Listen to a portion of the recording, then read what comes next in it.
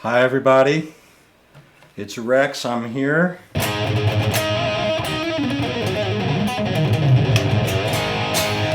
And I hope you all are here too. I'm going to turn up this amp a little bit.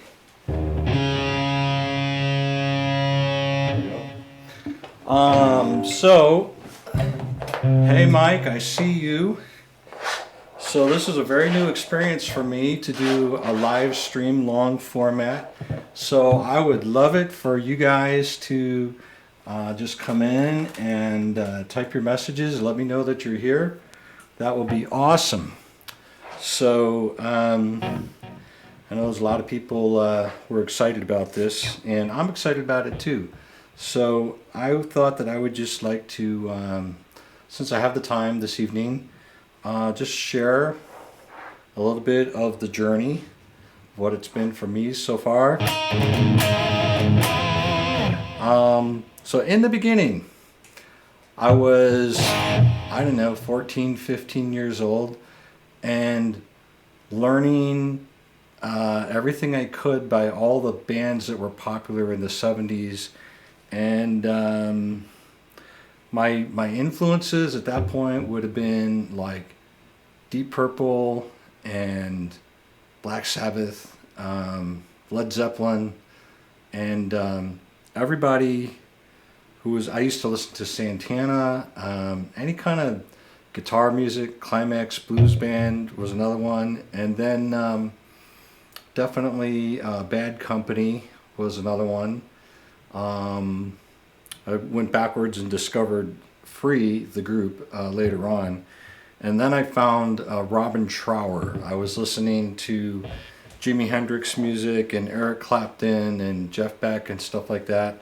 And then I found Robin Trower, and that was like my first, that was the guy that, you know, I was like in a puddle of drool hanging down. It's like, oh, how does he do that? That's what I wanted to know. Because he had so many articulations that I had no idea what he was doing. Peter Frampton was also another very early guitar hero for me. And then my buddies at school were listening to UFO and Michael Schenker. And even though I was around when Schenker was happening, I didn't really appreciate the sound until much, much later. And now ask any of my friends and they'll tell you, oh yeah, Rex, he's totally into like Michael Schenker. So those are some, but not all, of my influences. Stevie Ray Vaughan, of course, is a later on influence. And of course, you know, all the newer guys like your Eddie Van Halen's, Yngwie Malmsteen's, all those people are great. I love them all. So yeah, everybody, everything and everybody.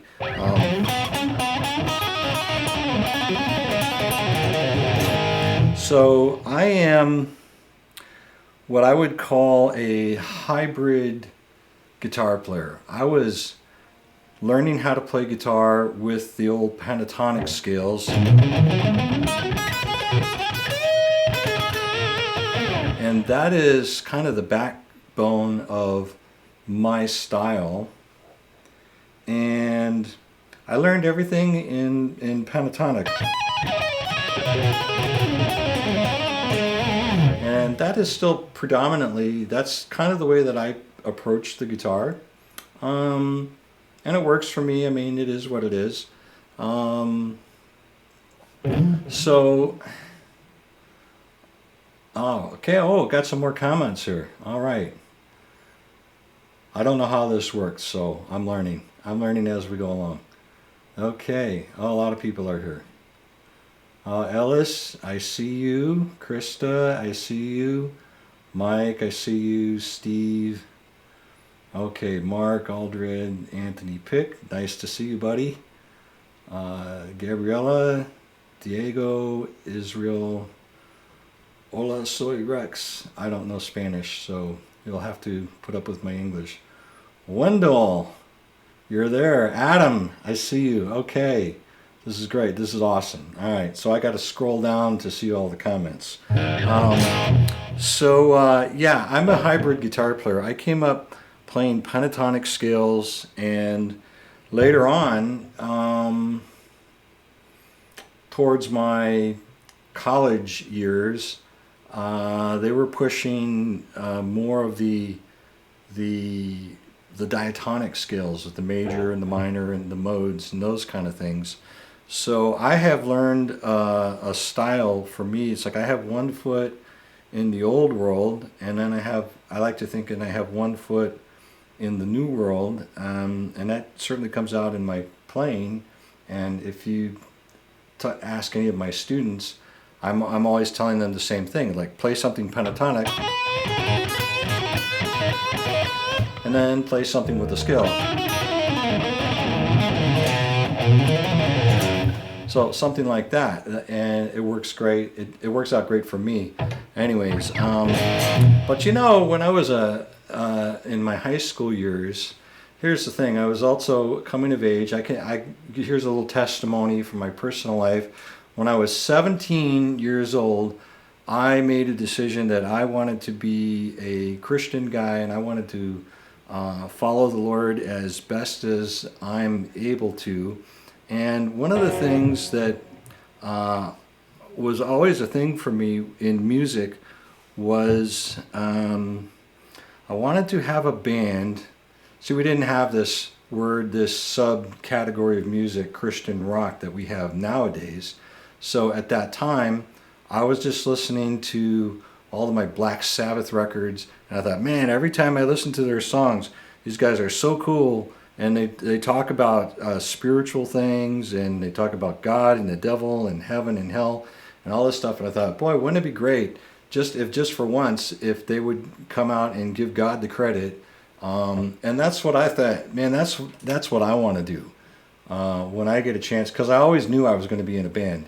Even from that, I mean, there really was no other choice for me. That was just something that I knew inside. I'm going to be in a band. And as I went along, you know, my guitar heroes, I had the same guitar heroes as everybody else. I love my Randy Rhoads, love my Eddie Van Halen. So I just wanted to do those things, but I wanted to do something in a way that, in my own little way, that I could have a homage to the Lord God. And so there you go. So that's my personal story, and that led directly to the band Whitecross, and that's where probably most of you know me from, is the Whitecross band.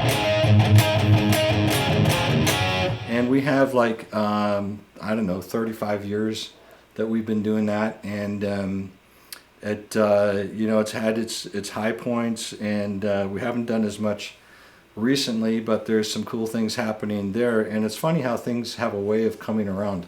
Before I was in Whitecross, I had another band called Fierce Heart, which was a mainstream rock group on the Atlantic Records label, and that band also has a new album that's coming out. Actually, we're just waiting for this coronavirus pandemic to subside enough so that we can all get out and start working again. As soon as the travel bans are lifted, then we'll, because the record is done. It's killing me. It's sitting, I'm sitting on it, and it's signed on the Dark Star record label, and I'm just waiting for the chance to get it out and get it out to you. So that's like another project, you know. It's kind of what goes around comes around, and sometimes, well, in my life, things that I started 30 and 35 years ago they're all like they're coming back around. So I'm doing all these things.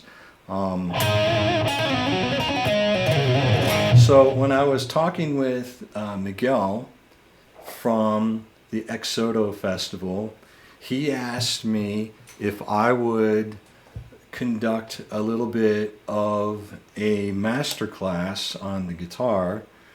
And so here we are. So I'm looking at your comments. So I'm going to share a couple of guitar things with you guys, at least what I can do. There's some of you guys that can totally play rings around me anyways, but you know, back in the early days of Whitecross, people said, "Oh, you guys sound like Rat," uh, and that was partially true, because we had this singer Scott Wenzel who was like had this amazing voice, sounding like he was like eating nails and broken glass for breakfast. That's what his voice sounded like, only with pitch. And I thought, oh boy, you know, it's like when he sings, he's got all the range of like an AC/DC, and he's got the tone in his voice. He sounds like Stephen Pearcy from Rat. So that was kind of a fun thing. So we had a couple songs that we did. Enough is Enough was one of them. You probably know this one.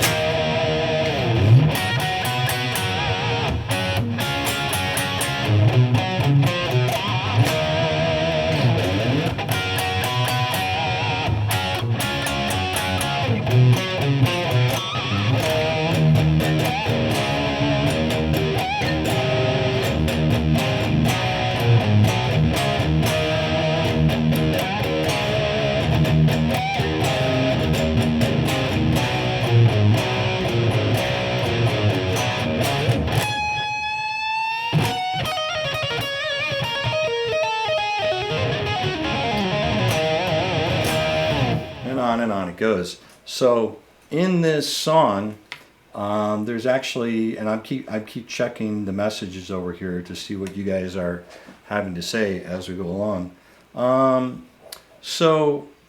There is some guitar techniques happening here. In the big picture of things, I'm always looking for one of the things that I'm looking for at all times is I want to keep the motion happening. So you'll very rarely will you see me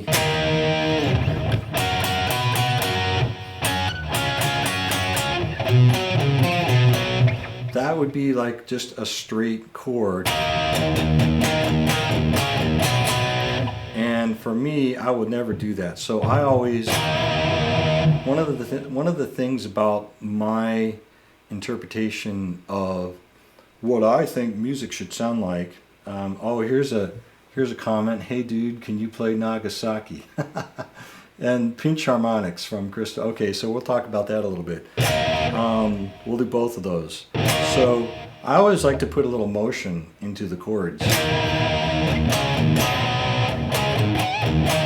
then the other thing is, you can never go wrong with a strategically placed pinch harmonic. And you know, you put the vibrato on it, or the vibrato as I like to say.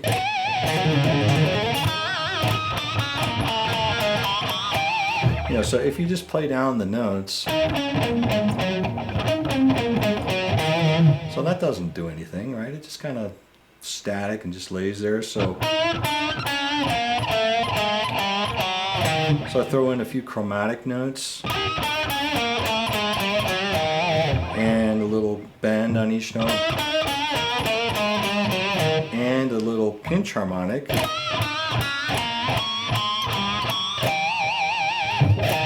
Nice little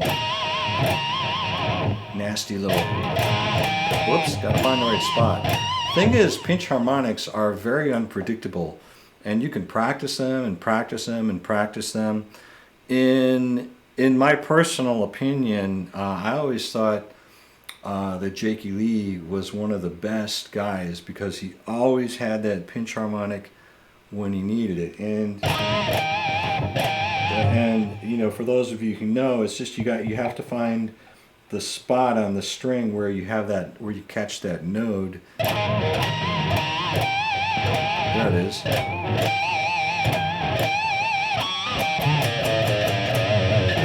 So sometimes I go for the pinch harmonic and it's not there, and you know, it is what it is, but I like it.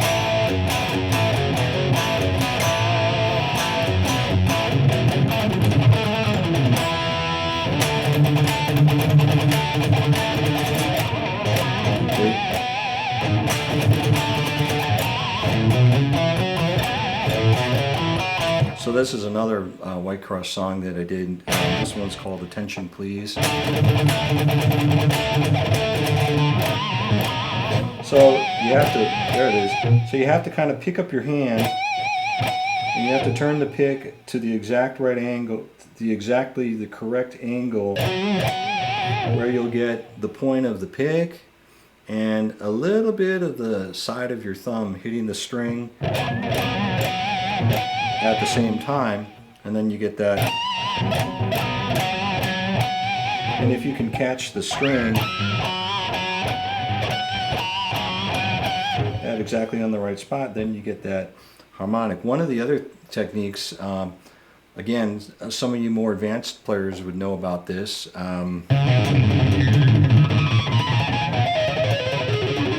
can just find the nodes, and just drag your finger down the string, and it all comes out in that cascading kind of sound.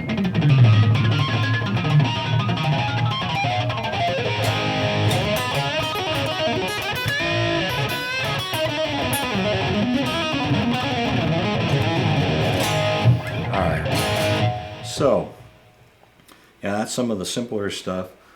Somebody made a comment about Nagasaki, which was... here's the thing. When I heard Eddie Van Halen for the first time, it blew me away. And you guys, you know, you guys are there's all these crazy, amazing, brilliant guitar players that are out there these days, and yeah, I see like 10-year-olds on Facebook that can, like, they can shred, they can play circles around me, you know. Uncle Rex ain't got nothing on these kids. They got it all going on. So that's frightening, because, you know, I try to work on my speed, but it's just a different generation. So you guys hear this Eddie Van Halen stuff, and it's not such a big deal these days, but if you were there in 1977, 1978, when that Van Halen album was just coming out, it was like, oh, it was amazing. And I think there was a sound that a lot of guys were chasing, and Eddie Van Halen kind of nailed that tone.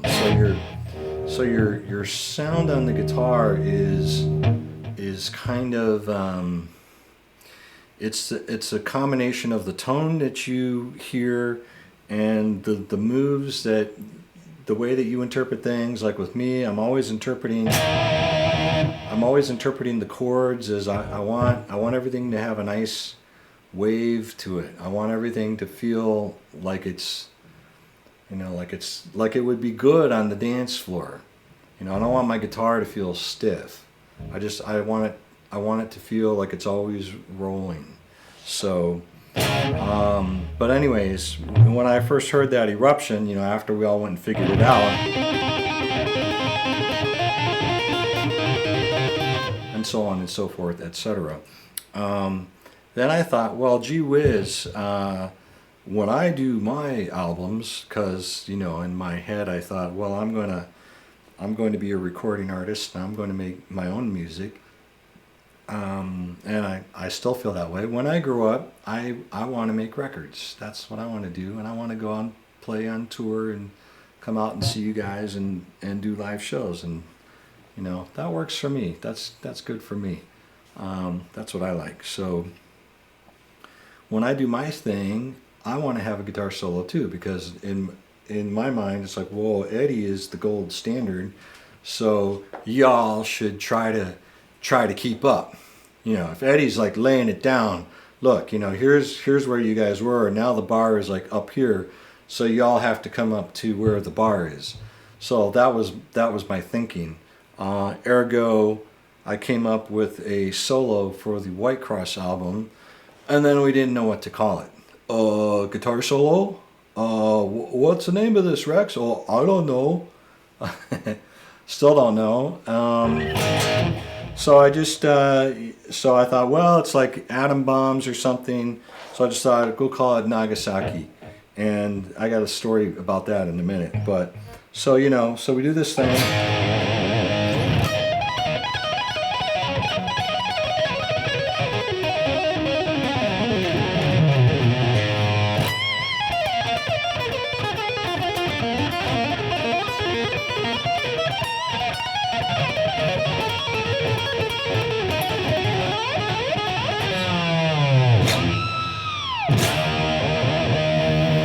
something like that, right? And I don't even ask me to do the arpeggios because I can't even do them anymore.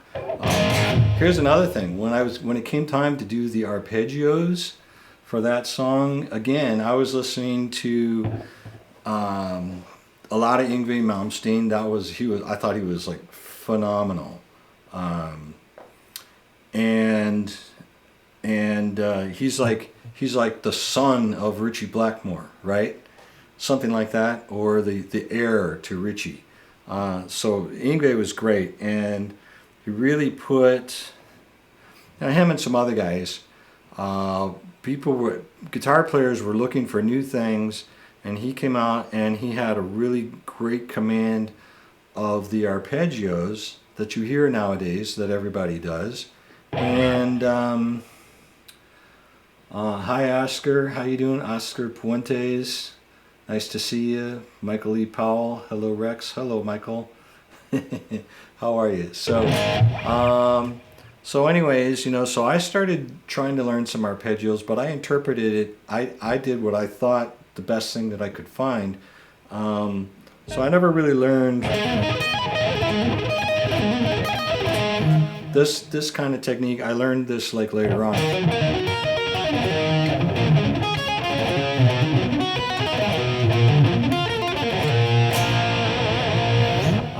But back in those days, I learned to just do it more up and down the fingerboard, something like this.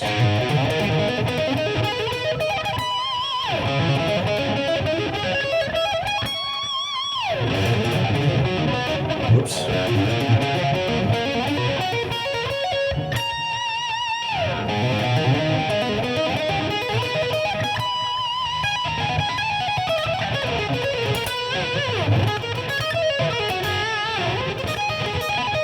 And then the other thing that I always did was I always felt that if you do like a little short arpeggio,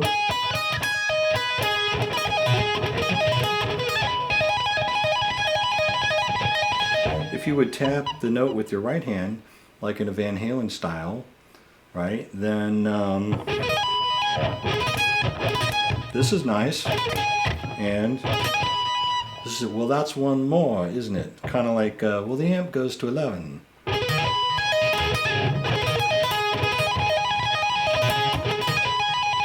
And then you start doing this, and you get extra notes.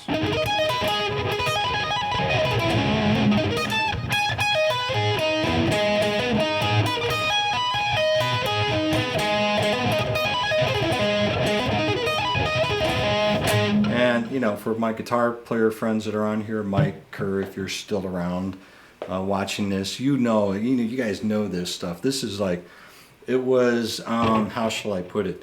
It was mind-blowing for me, who had already been playing guitar for like many years. This was not something that I learned right away from the beginning, as a lot of you younger guitar players have grown up with that sound, so you've heard that sound all your life, and you just kind of take it in stride, and you're like, well, of course you have your arpeggios, major and minor basics.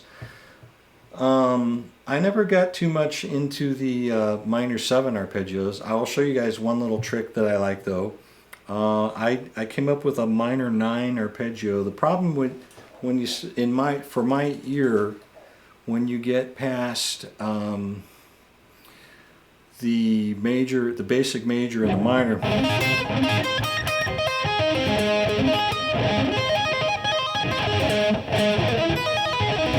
I like the major and I like the minor.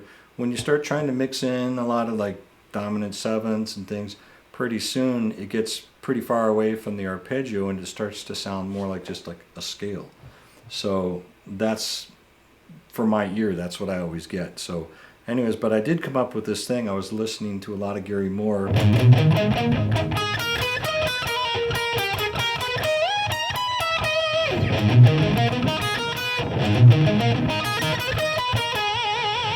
So if you play this little thing like this, so you play an A minor, and then you throw in the 9 or the 2 note, and then the minor 3rd immediately following.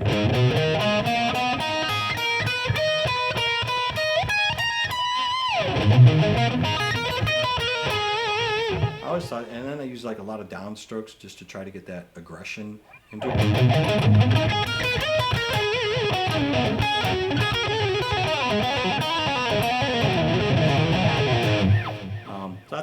That's really nice. That's always useful. So I always love to just play that little minor 9 thing.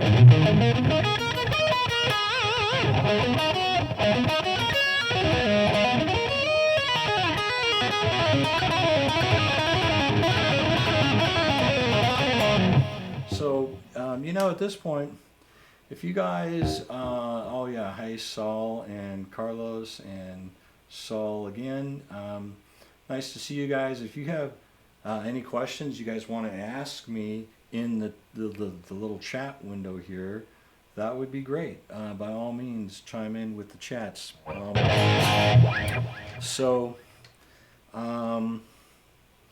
There's a lot of things that we could talk about. I'd like to tell you a little bit about some of my gear, if I may. And a little earlier I said I would tell you guys a little story about the Nagasaki song, so I will tell that now while I'm thinking about it. They said, "Whoa, Rex, what are you going to call this guitar solo, man?" And I was like, I don't think it's very good, and I don't think that it should be on the album because it's just not very good. Honestly, that's always the way I feel about it. And the guys in the band were like, "No, man, you're so wrong. We're putting it on the album. It stays." And Noble Keys, I see you. And Adam, we'll get to the gear talk in a minute. Yes. And Nigel. So they said, "Well, what are you going to call it?" And I said, "Well, I'll call it Nagasaki." Now here's the thing is, I didn't know how to spell it, so I just wrote it out with the letter E at the end, and it's a small error, and I'm like the heavy metal Viking, right? So I can't be bothered with things like spell check or grammar or pronunciation, so I just wrote it out and turned it in. And then our wonderful record label, what was it, Pure Metal Records back in those days, well, they're the same way. They couldn't be bothered either. Nobody in there, they didn't bother to check anything, so they just put it out. But then here's the thing, then the band, lo and behold, the band starts to get popular, right? So then we're out playing shows, and people are going, "Dude, play Nagasaki. Nagasaki." Like, "No, it's Nagasaki." "No, it's Nagasaki because it's written out right on your album." That's what people thought it was. And then the kicker was, I get this call. I live near Chicago, Illinois, which is for all of our Mexican friends. Well, you all know where that is. It's near the Great Lakes, kind of in the middle, in the north end of the country, and it's kind of by the Great Lakes there. And so I get this call from a journalist in LA, and he says, "Hey man, we're going to fly you out to LA. The guy from Burn magazine in Japan, like the top journalist in Japan, he's coming over to do a 2-hour interview with you. That's the only reason he's coming. He's coming. We're going to meet at the Marriott Hilton Hotel, and Stephen Massey, I see your comment, and I'm going to get to that. What is the good technique tips for playing fast? Yes, we need to talk about that. And then Alan comes in right after that. Says, "Any advice to improve speed?" Rick Armstrong, hey Rex, I see you, buddy. How you doing, Rick? So let's talk about that too. So this Japanese journalist, he shows up. And back in the analog days, before we had email, and can you guys even imagine that? A world without cell phones? There's no cell phones, there's no email, there's no texting, there's no Facebook or Instagram or Twitter. None of that stuff exists. Oh, how did you even do anything? to be honest with you, I don't know. I don't know how somehow we got in the van and we had a Rand McNally Road Atlas and we went on tour. I have no idea how we did it. But the cool thing back in those days was they put you on a plane and you get to fly out to LA and they put you up in this nice hotel, and I do remember having a beautiful steak dinner with my friend Mark Joseph, who's out there, and he arranged for the whole thing, and it was pretty awesome. just for an interview that today would be done like either over the phone or we would just text it to each other. So anyways, they thought it was important enough to send their guy all the way from Japan, and wouldn't you know, he goes, so what's the deal with Nagasaki and why do you insult the Japanese people this way? And I was like, oh no, what have I done? So I was trying to disappear into my chair if I could, but I had to answer the question. I said, dude, it was just an honest mistake on my end. So that's one of my memories from back then of that song anyways. Pepsi One works in a pinch when there's no Diet Coke. So there we go. So we'll get to the speed thing, and let's talk about gear a little bit. This guys, is this not, and gals, is this not a beautiful guitar? I think it is.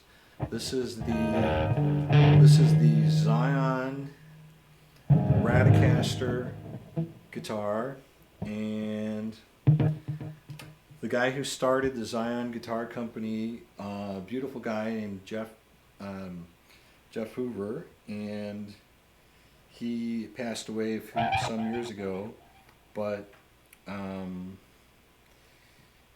he built a guitar for me, and he said, let me build you a guitar according to your specs.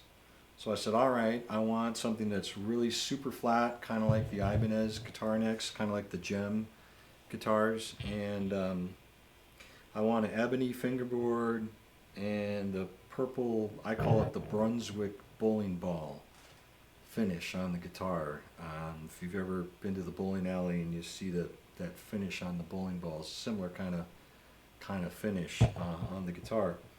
And it was a beautiful guitar up close. It was purple and black, and it was like all kind of swirly together, kind of like a Brunswick bowling ball.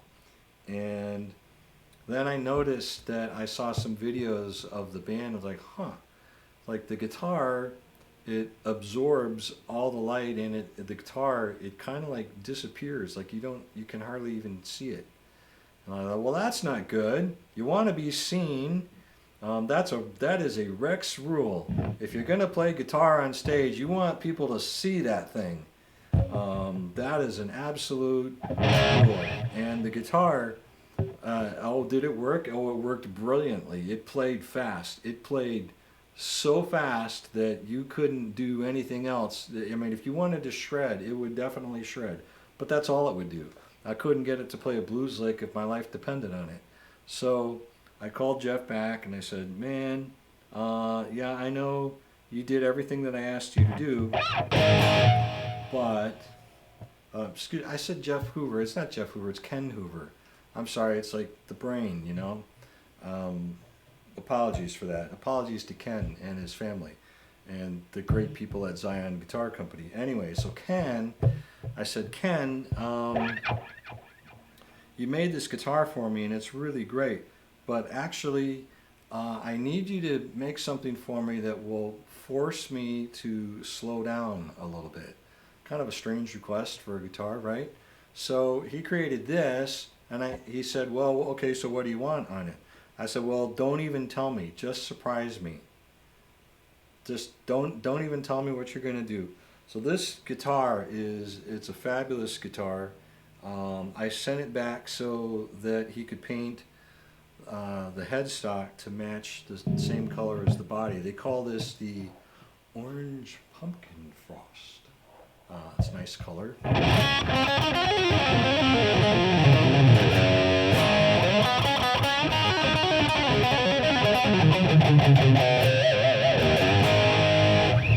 Over the years, I've experimented with the pickups. Right now, I'm just doing a Gibson humbucker. It's flying out of my head at the moment, so I'm not too much help there. One thing that's really cool is I got these no friction volume knobs. They just spin like whee. They go around and around with no friction. So that's really cool. It's almost like an on-off switch. And you just do that, and boom, it's off, and there's no friction. It's nice for if you want to do like a volume swell. It's really great for that.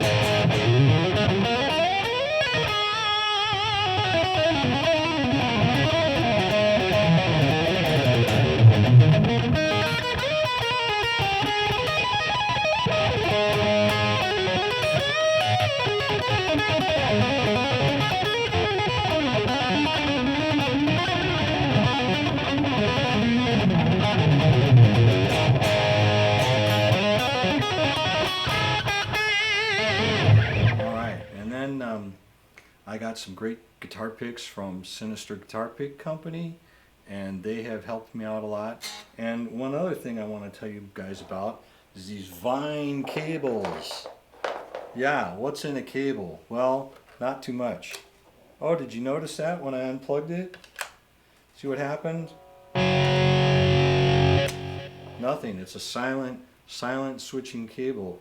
And this cable, let me tell you about this, is Brian Wright hooked at Vine Cable. He hooked me up with this, and this cable, I'll be honest with you, it took me about a year to get used to it, and in my mind, the jury was out for a while, because it doesn't fold up like super easy, like a typical, like a standard rubber coated cable. But what's this this outer shell that's on the cable? It's like, as you can see in my studio here, it's a very tight space, so inevitably you're dragging the cable around the corner, you're rolling over it, like it's a lot of things that where a regular cable would either get crushed or cut, but this cable, you can't break it. It's a lifetime cable, and it has this amazing option. If it's got the red end on the cord, it's a silent switching cord, so you can swap guitars in and out. Like, for example, if I wanted to go to this guitar, let's say, got my handy little tuner there, pull that up.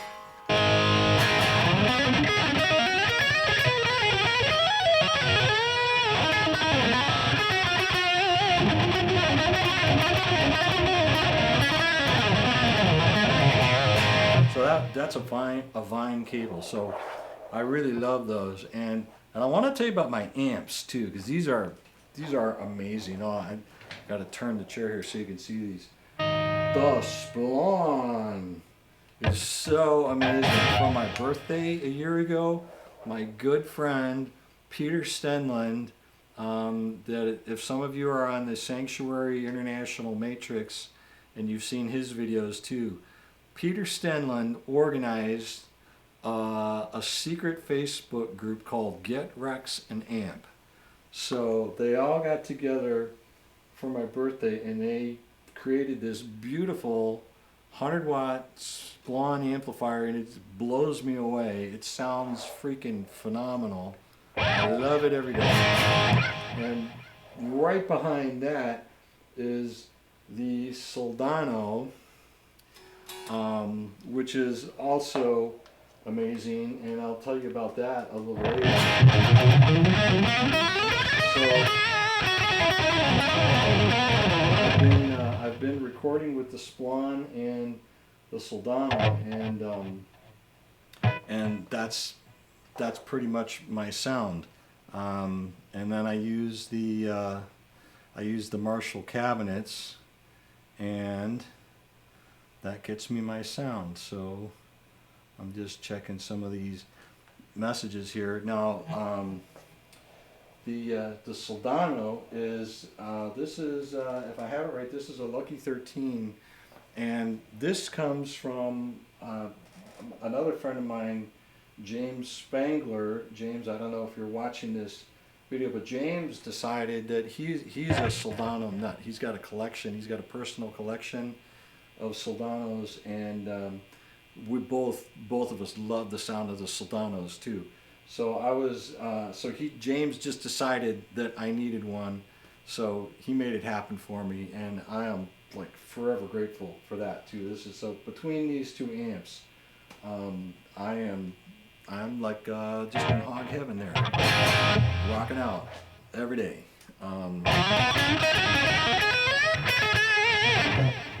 The Soldano is a beast. It packs a wallop like nothing you've ever seen before. It's an amazing amp. So if you get a chance to get a Soldano, like, pounce. Just buy it now, ask questions later. And I would say the same thing about the Splon too. The Soldano kind of has its own voice. The Splon is it's kind of like I would describe it as sort of like a souped up, beefed up kind of a Marshall boutique modded Marshall kind of sound, which is great. It's fantastic. So either way, you can't go wrong. Are they expensive? Oh yeah, it'll set you back about 6 years of musician salary. I can't afford them, so I'm just happy to have them. And then behind me, you can see on the floor over there, I've got my pedal board, and you know, one thing I never could stand was guys in magazines endorsing stuff, and it's like, oh, 6 months later they're endorsing a different company, and then 6 months after that they're endorsing something else. We call them endorsement whores. I don't think too highly of the practice myself. So if you ever have a chance to do an endorsement with somebody, play the gear that you know, like if you say that you use the gear, well then you better use the gear. Just kind of, you know, put your money where your mouth is, kind of thing. So I did. So my friend Mike Kerr, he got me set up with the Joyo pedal company, and I guess, I don't know, they're from China, so maybe things from China have a bad rap these days, I guess. But I'm using a bunch of Joyo pedals. My trusty Green Legend is it's the iconic. It's got that tube screamer kind of vibe. It's a little bit different sounding, but it's close. It's in the same style as the tube screamer, so it does a lot of good things. And I've got a compressor and the tuner, and I'm also using the delay pedal. They've got these little mini pedals, and they sound great, and they're cheap. And if one breaks, you just buy another one. But they don't break. They sound great. They work. So I don't know. It's good stuff. All right, so back to guitar technique. So I see a comment here. Hi Rex, what exercise do you recommend for the independence of the fingers? I see Herman.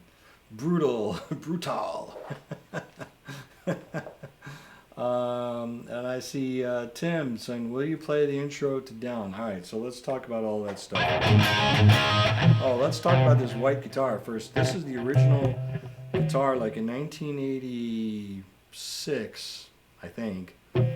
I put together a guitar out of parts, and this is the original guitar body, and then I had a neck with a rosewood fingerboard, and played it for so many years that I literally wore the neck out, and it got like a soft spot in the back, like where you press your thumb into the wood, and it was like the truss rod was like almost, it was like caving in on the truss rod or something. You could push in, and it was like, ooh, get this like squishy feeling because it was worn out, you know, wore through it. So that guitar went away for many years, but I always hung on to the body, and I'm a fan of the Lord of the Rings trilogy, so I have a sort of Lord of the Rings reference here. The sword that was broken shall be reforged. That's how I always felt that with this guitar. I just kept this guitar body, and I thought, well, someday I'll rebuild it.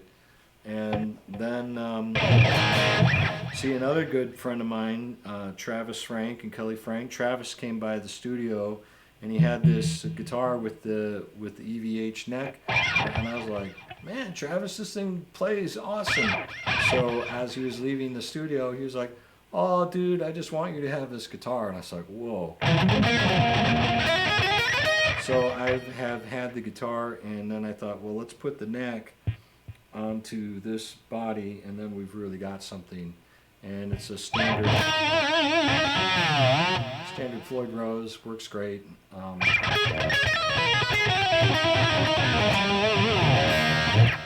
So that's kind of what this guitar is, and it's a very bright sounding guitar. The brain's starting to work again. So this is the Gibson 500T pickup that's in this, and when I go back to the Zion guitar, built for me by Ken Hoover back in the day, this also is a Gibson 500T as well, and I just kind of found that, and if you see that blue Explorer on the wall, that's a combination. It's got a 500T in the bridge, and it's got a 496 in the neck.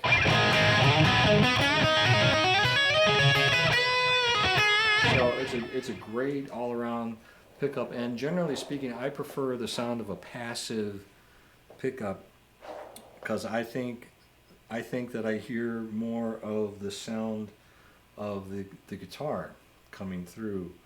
And a lot of the tone of the guitar is from the neck and the fingerboard, less so from the body that you might think. I mean, the body contributes to the sound somewhat, but a lot of the sound, the acoustical sound, comes from the neck itself. And I think that you hear more of that with the passive pickups. So you guys that play your EMG pickups, any of the active pickups, it's great. I mean, it sounds phenomenal, but it's just different sound. It's just different taste,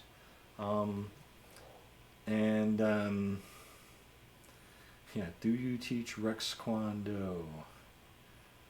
I don't know. Depends. Sometimes. Yvonne. Yeah, Ever. I don't know how you say that. That's great. Nice to see you. And Albert, Christigan, Ellis, Javier, Mary, Omar, Bill, Kelly. Oh, Kelly Frank, there you are. I was just thinking about you today, Kelly, and I prayed a blessing on you in my thoughts. So, Kelly Frank is another friend of mine, and he's got a project that he just came out with. And John Lowry produced it in Franklin, Tennessee, and I got to play on it. So, the little song he did called Fool Runnin', and it was amazing. Came out great. So, back a while ago, the guy was asking a question about tips for speed and practice, and so the first thing you want to do is you want to make sure that the hands are connected. And I see guys who can play really fast, but they're not super connected. Gotta shut off this iPad. Sorry about that, folks. Okay. So you want to make sure your hands are connected, and probably the best way to do that is bring out the old trusty metronome. Yeah, I had students, yeah, man, I gotta get me one of them metrodomes. No, the Metrodome is a football stadium in Minneapolis. That's what I said, I gotta get me a metrodome. It's like, no, you want a metronome. Says, okay, I'll get me one of those metrodomes. Like some people.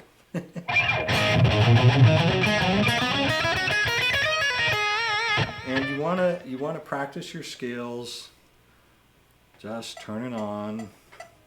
Whoops. Slow it down a little bit. I'm just gonna do this so you can see this. So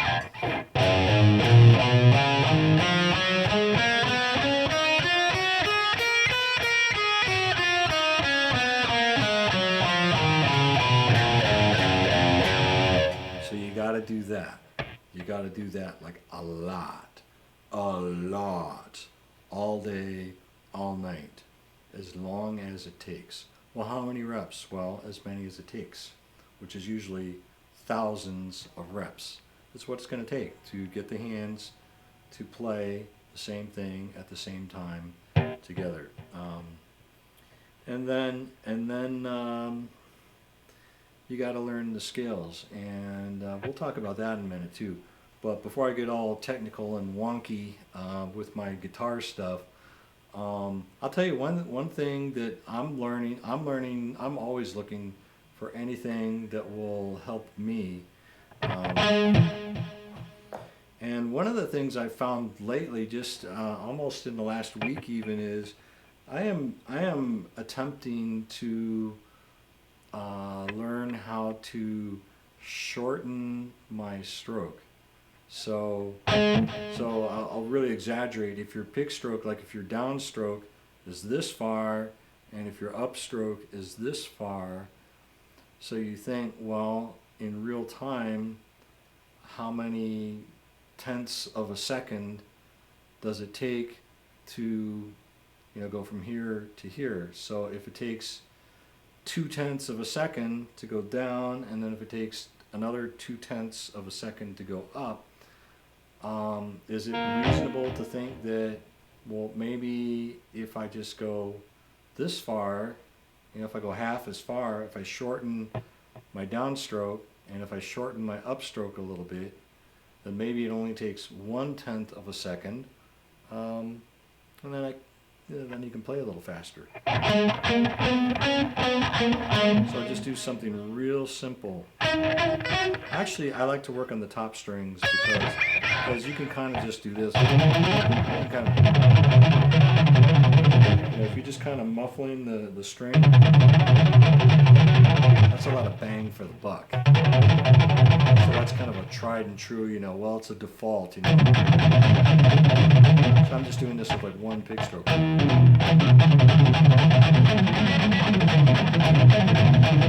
you can do that, and you can kind of fool half of the people half the time with that. But when you play on the upper strings,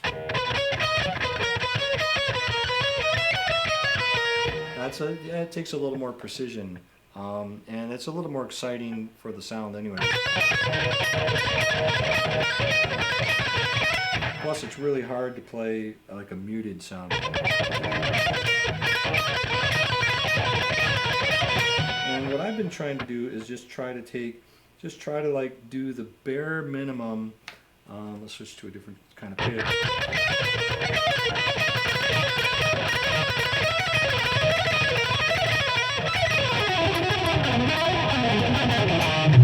So I'm just trying to shorten up my pick stroke, and then I can get a little more speed out of it. So, there's no magic bullet. You just have to sit and really work that metronome a lot. Sorry, you were looking for a shortcut. There are no shortcuts. Drink more Diet Pepsi, I guess. That's always a good thing. All right, how are we doing on time? Okay, so we're down to the last 5 minutes. And thank you, Suzanne Drews. Contact Rex Carroll for lessons. Yes, I do teach guitar lessons. And one of the final things that I want to talk about this evening is I have a list. And I'm just going to throw out a couple things here as a musician. And this is as a musician speaking to other musicians, and these are my observations in the musical life. So I have a list of 15 things currently. I might shorten it and I might add to it. I don't know. But I have a page where I've written down things that I call the big concepts. Um, I'll just pull out a couple of them. So one of the things that was impressed upon me at a certain point was to play to the back of the room. Big concept. So in other words, when you come out on the stage, so I fire up my guitar, and Tim, to your point, he's saying, are you going to play the intro to Down, the song Down? This is a Whitecross song called Down. Now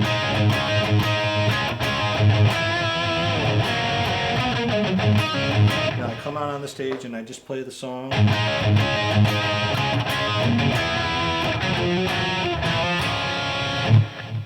To the front row, and I'm interacting great with the front row, but you're missing the whole room. You know, if there's 100 people in the room, or if there's 500 people in the room, or if there's 1,000 people in the room, the bigger the room gets, the more important this principle is. When you come out, the first thing you want to do is you want to establish a connection to the people that are in the back row, the back of the room. Because you think about it, all the people in the front, that's your die-hard, hardcore fans. Those are the people who waited in line to be the first ones to get in, and they love you. You can do no wrong in their eyes. So you don't have to worry about connecting with these people. The people you got to worry about, if there is such a thing, is you got to think about that guy who's in the back row, standing way back by the soundboard, and he's like, well, I don't know if I like these guys or not. I've just heard of them like since yesterday. My girlfriend wanted to come see him, whatever. So you gotta play to that guy, and you need to make a musical connection. You have to play something on your guitar that projects a sound to the back of the room, and think, well, maybe that's. You think, well, maybe that's like a little hyper metaphysical gibberish nonsense that you're talking about. Well, maybe it is, and maybe it isn't. The only thing that I can tell you is that when I come out on the stage, the first thing that I try to do is I try to connect to somebody in the back of the room, and I believe maybe it's just mental, but it kind of helps me it reminds me that, you know, I have to play to the entire room, and I have to like include everybody, and I want to create a sound from my guitar that comes out and envelops the whole room and does something that everybody can hear, and that everybody can, you know, hey, look at this.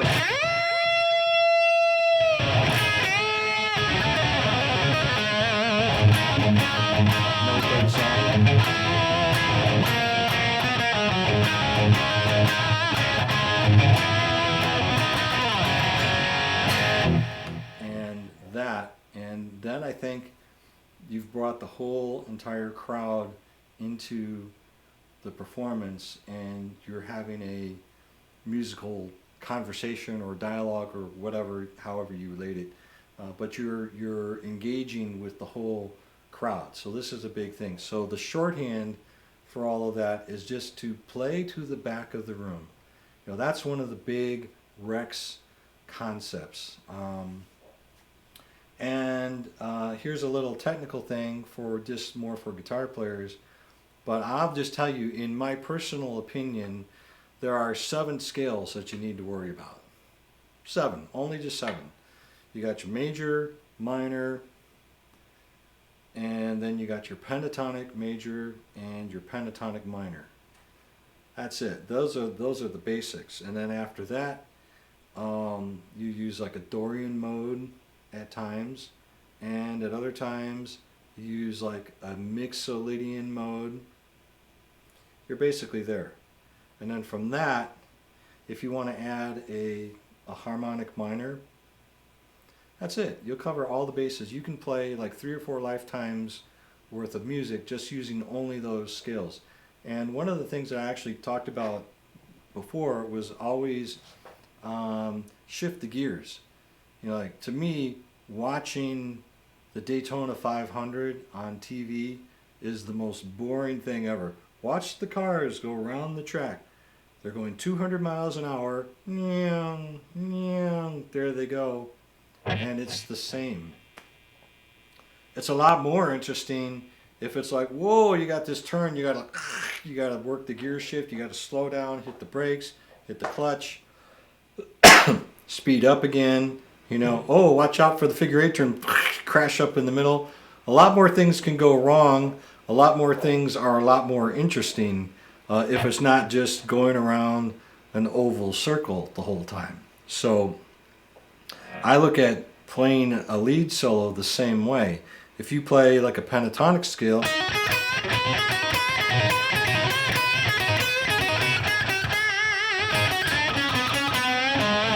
well, that's great. And then what are you going to do after that? Oh, well, after that, I'm going to change it up and go play a minor scale.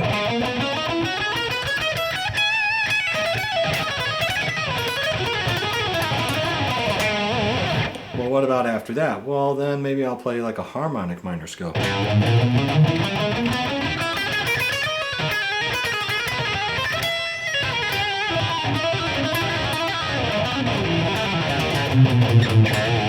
Chromatic there. And then maybe a little arpeggio. A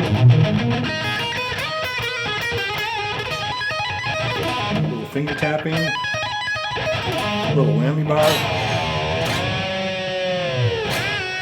And then, by the time I go back to my pentatonic, it sounds good again. So the whole point to me is to keep changing it up. But see, I got those 7 scales that I referred to, and you know, a little whammy bar, a little finger tapping. And for those of you who play with more than one pickup, I'm not one of those guys who likes to have like 14 switches on the guitar, mainly because I'm too clumsy. I'll probably like, why is my guitar not sounding right? Oh, duh, you just played half of your set with the wrong setting on one of your switches. That would be me. So for me, I just, you know, just make sure that the guitar does one thing well, and then, you know, if you need a different sound, well then get a different guitar. That's the only way it works for me. So, all right, so let's see if there's any final thoughts. This will be the last chance, guys. I'm already over the hour. Like Suzanne said, if you wanna take a private lesson with me, you can always do that. Just get in touch, and I will put this video up on my Facebook page later, so you can watch it again and again. It was really great to see all you guys, and I think that we will do this again sometime soon. So I want to wish everybody a great week coming up, and Lord bless you and keep you and make his face to shine upon you and give you peace. All right, we'll conclude it with that. Thanks, everybody. We'll see you later. Bye-bye.